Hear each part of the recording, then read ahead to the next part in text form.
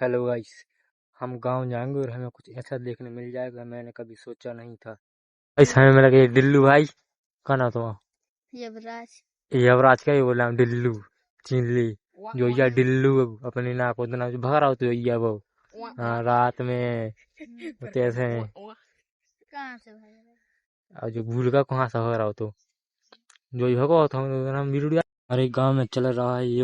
हाँ हाँ भैया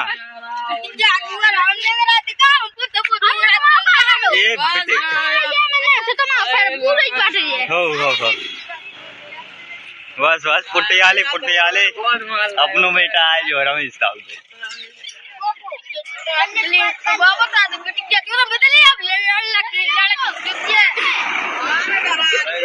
पकड़ो